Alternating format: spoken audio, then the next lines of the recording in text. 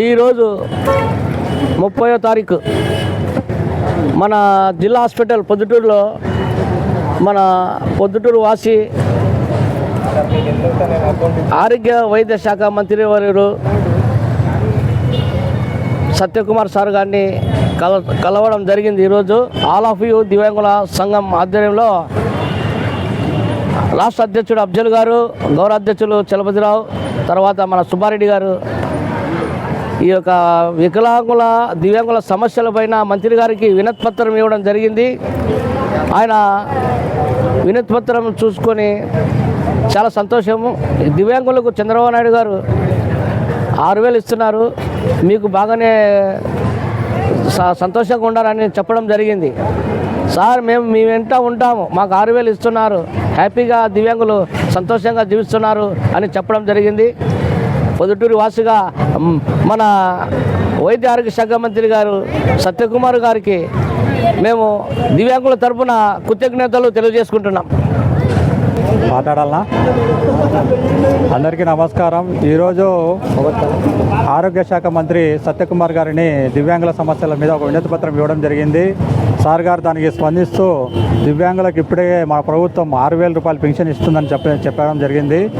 అంతే 6,000 రూపాయలు పెన్షనే కాదు సార్, దివ్యాంగులు చాలామంది గతంలో వాలంటీర్లుగా మన పొద్దుటూరు పట్టణంలో 10-15 మంది జాబ్ చేస్తున్నారు. వాళ్ళందరికీ ఉపాధి లేదు.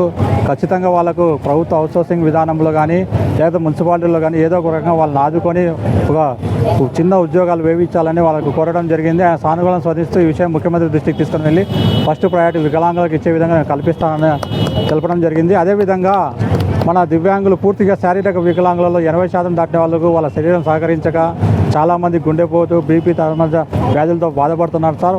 వాళ్ళకు 15,000 రూపాయలు పెన్షన్ ఇచ్చే విధంగా ఏర్పాటు చేయండి అంటే మేము దా విషయం కూడా పరిశీలిస్తున్నాము.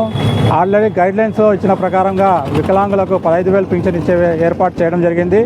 ఎవరైనా అటువంటి వాళ్ళు ఉంటే జిల్లా రిమ్స్కు వెళ్ళి జిల్లా ఆసుపత్రిలో 15,000 రూపాయలకు పెన్షన్కు దరఖాస్తు చేసుకోవాలని మన మినిస్టర్ గారు వికలాంగులకు అభయం ఇవ్వడం జరిగింది.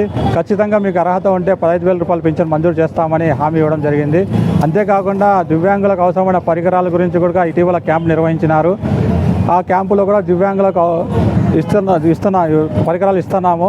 వాటితో పాటు దివ్యాంగులకు అందరికీ అందుబాటులో ఉండే విధంగా కిందనే ర్యాంపులు ఏర్పాటు చేసి వాళ్ళకు అనుకూలమైన సౌకర్యాలు అన్ని హాస్పిటల్లో త్వరగా అందించే విధంగా మన ప్రభుత్వం ఏర్పాటు చేస్తుంది.